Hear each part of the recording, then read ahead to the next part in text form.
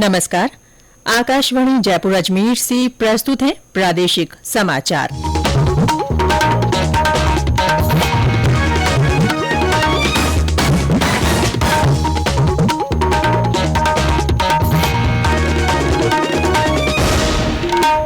मुख्य समाचार।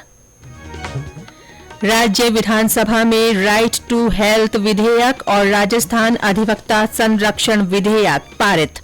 केंद्रीय पशुपालन मंत्री परषोत्तम रूपाला आज बाड़मेर में चल रहे मल्लीनाथ पशु मेले में पशुपालकों से संवाद करेंगे।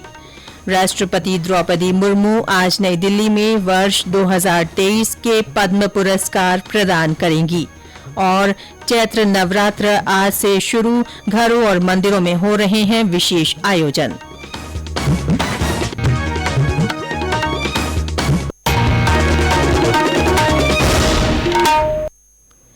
समाचारों के साथ मैं रितिका गुप्ता। और अब समाचार विस्तार से। राज्य विधानसभा में चिकित्सा क्षेत्र से जुड़ा महत्वपूर्ण राइट टू हेल्थ विधेयक पारित हो गया है। चिकित्सा और स्वास्थ्य मंत्री परसादी लाल मीणा ने कल विधानसभा में कहा कि राइट टू हेल्थ विधेयक जनता के हित में है। उन्होंने कहा कि ये विधेयक इसलिए लाया गया है ताकि निजी अस्पतालों में उपचार के लिए मरीजों को मना नहीं किया जाए। इसके अंतर्गत इमरजेंसी में इलाज का खर्चा संबंधित मरीज द्वारा वहन नहीं करने की स्थिति में पुनर्भरण राज्य सरकार द्वारा किया जाएगा। राइट टू हेल्थ विधेयक के तहत राज्य स्वास्थ्य प्राधिकरण लॉजिस्टिक शिकायत का भी गठन किया गया है। साथ ही जिला स्तरीय प्राधिकरण का प्रावधान भी किया गया है। चिकित्सा मंत्री सदन में राजस्थान स्वास्थ्य का अधिकार विधेयक 2022 पर चर्चा का जवाब दे रहे थे। इसके बाद सदन ने विधेयक को ध्वनि मत से पारित कर दिया। श्री मीणा ने कहा कि विधेयक में सभी सदस्यों और चिकित्सकों के सुझाव शामिल किए गए हैं। उन्होंने कहा कि बड़े अस्पतालों को राज्य सरकार द्वारा रियायती दर पर जमीनें उपलब्ध करवाई गई हैं। इन अस्पतालों को राइट टू हेल्थ विधेयक के अंतर्गत जोड़ने का प्रावधान है। राज्य विधानसभा में कल राजस्थान अधिवक्ता संरक्षण विधेयक 2023 भी पारित हो गया। विधेयक में वकीलों द्वारा दिए गए महत्वपूर्ण सुझावों को शामिल किया गया है। विधि एवं विधिक कार्य मंत्री शांति धारीवाल ने कहा कि विधेयक से अधिवक्ताओं को हिंसा के विरुद्ध संरक्षण मिलेगा। श्री धारीवाल ने कहा कि राजस्थान पहला राज्य है जहां अधिवक्ताओं के संरक्षण की दिशा में ऐसा कानून लाया गया है। उन्होंने कहा कि अधिवक्ताओं के कल्याण के लिए राज्य सरकार की ओर से हर साल 5 करोड़ रुपए बार काउंसिल को दिए जाते हैं। प्रधानमंत्री नरेंद्र मोदी आज नई दिल्ली में नया अंतर्राष्ट्रीय दूरसंचार यूनियन ITU क्षेत्रीय कार्यालय और भारत में नवाचार केंद्र का उद्घाटन करेंगे। ITU सूचना और संचार प्रौद्योगिकियों के लिए संयुक्त राष्ट्र की विशेष समिति है और इसका मुख्यालय जिनेवा में है। उदयपुर में चल रही G20 सतत वित्त कार्य समूह की बैठक के दूसरे दिन आज सतत विकास लक्ष्यों के लिए वित्त व्यवस्था पर कार्यशाला आयोजित की जाएगी।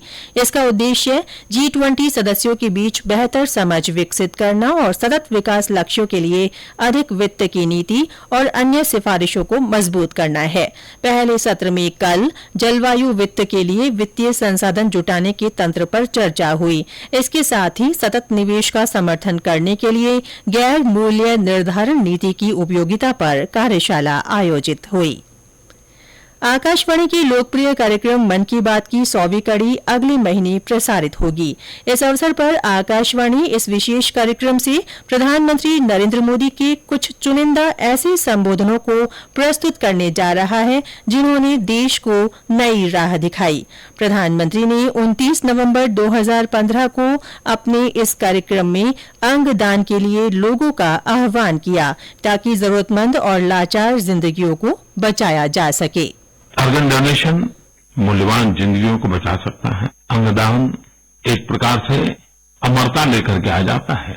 एक शरीर से दूसरे शरीर में जब अंग जाता है तो उस अंग को नया जीवन मिल जाता है, लेकिन उस जीवन को नई जिंदगी मिल जाती है। इससे बड़ा सर्वोत्तम दान क्या हो सकता है। केंद्रीय पशुपालन मंत्री परषोत्तम रूपाला और केंद्रीय कृषि राज्य मंत्री कैलाश चौधरी आज बाड़मेर के तिलवाड़ा में चल रहे मल्लीनाथ पशु मेले में पशुपालकों से संवाद करेंगे। वे मेले में आयोजित हो रही कृषि प्रदर्शनी का अवलोकन भी करेंगे। इसके साथ ही श्रेष्ठ पशुपालकों और किसानों को पुरस्कृत भी करेंगे। मेले में आयोजित हुई विभिन्न रोचक पशु प्रतियोगिताओं के विजेताओं को भी पुरस्कार दिए जाएंगे। ये समाचार आकाशवाणी जयपुर अजमेर से प्रसारित किए जा रहे हैं। राष्ट्रपति द्रौपदी मुर्मू आज राष्ट्रपति भवन में वर्ष 2023 के लिए पद्म पुरस्कार प्रदान करेंगी।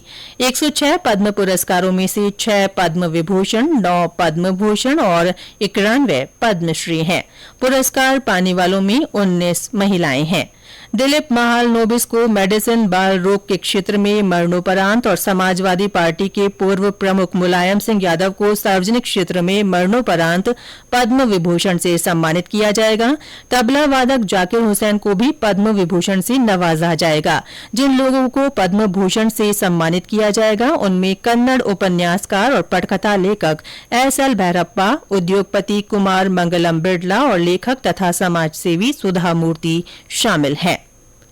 प्रदेश भर में चैत्र नवरात्र आज से शुरू हो गए हैं। घर घर में मां दुर्गा की आराधना के साथ ही घट स्थापना की जा रही है। मंदिरों में विशेष आयोजन हो रहे हैं।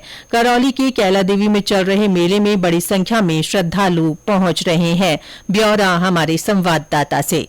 घट स्थापना के मौके पर आज प्रसिद्ध शक्तिपीठ कैला देवी में चल रहे नवरात्र मेले में श्रद्धालुओं का जमावड़ा बना हुआ है। मेले में राजस्थान के अलावा कई अन्य प्रांतों के 10 लाख से अधिक श्रद्धालु माता के दरबार में पहुंच चुके हैं। मेले में कैला मैया के जयकारे और लांगुरिया गीतों की धुनों पर थिरकते रंग बिरंगे महिला पुरुष श्रद्धालुओं की शोभा देखते ही बनती है। मंदिर ट्रस्ट और जिला प्रशासन द्वारा श्रद्धालुओं की सुरक्षा हेतु पर्याप्त पुलिस बल के अलावा समूचे मेले पर सीसीटीवी कैमरों से नजर रखी जा रही है। वहीं कालीसिल और पांचना नदी के घाटों पर कुशल तैराक तैनात किए गए हैं। 4 अप्रैल तक चलने वाले इस मेले में 50 लाख से अधिक श्रद्धालुओं के भाग लेने की संभावना है। बांकेबिहारी शर्मा, आकाशवाणी समाचार, करौली। सवाई माधोपुर की चौथका बरवाड़ा में भी माता के दर्शन के लिए बड़ी संख्या में श्रद्धालु पहुंच रहे हैं। श्रद्धालुओं के लिए सुरक्षा के पुख्ता इंतजाम किए गए हैं। भीलवाड़ा जिले के शाहपुरा क्षेत्र में स्थित धनोप माता मंदिर में फूलों से श्रृंगार किया गया है। भरतपुर के झील का बाड़ा में कैला देवी मंदिर पर पदयात्री पहुंच रहे हैं। सीकर का प्रसिद्ध जीण माता का मेला भी आज से शुरू हो गया है। मेले में देश भर से श्रद्धालु माता के दर्शन के लिए आ रहे हैं। अजमेर के मंदिरों में भी विशेष सजावट की गई है। धौलपुर में कैला देवी जाने वाले श्रद्धालुओं के लिए राजस्थान रोडवेज की ओर से विशेष बस सेवा शुरू की गई है। डूंगरपुर, बाड़मेर और हनुमानगढ़ में भी मंदिरों में विशेष आराधना हो रही है।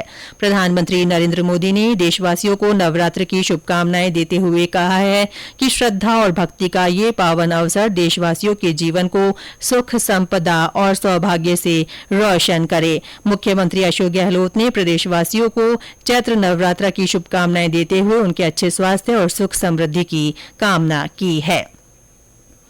नवरात्र के साथ ही हिंदू नववर्ष नव संवत्सर भी आज से शुरू हो गया है। प्रधानमंत्री नरेंद्र मोदी ने नव संवत्सर की देशवासियों को शुभकामनाएं दी हैं। इस अवसर पर विभिन्न कार्यक्रम आयोजित किए जा रहे हैं।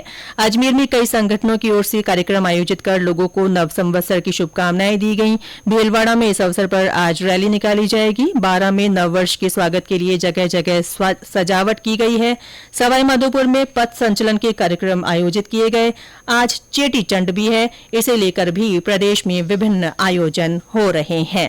और अंत में मुख्य समाचार एक बार फिर। राज्य विधानसभा में राइट टू हेल्थ विधेयक और राजस्थान अधिवक्ता संरक्षण विधेयक पारित हुए। केंद्रीय पशुपालन मंत्री परषोत्तम रूपाला आज बाड़मेर में चल रहे मल्लीनाथ पशु मेले में पशुपालकों से संवाद करेंगी। राष्ट्रपति द्रौपदी मुर्मू आज नई दिल्ली में वर्ष 2023 के पद्म पुरस्कार प्रदान करेंगी। और चैत्र नवरात्र आज से शुरू हो गए हैं। घरों और मंदिरों में विशेष आयोजन हो रहे हैं। इसके साथ ही प्रादेशिक समाचार बुलेटिन समाप्त हुआ। नमस्कार।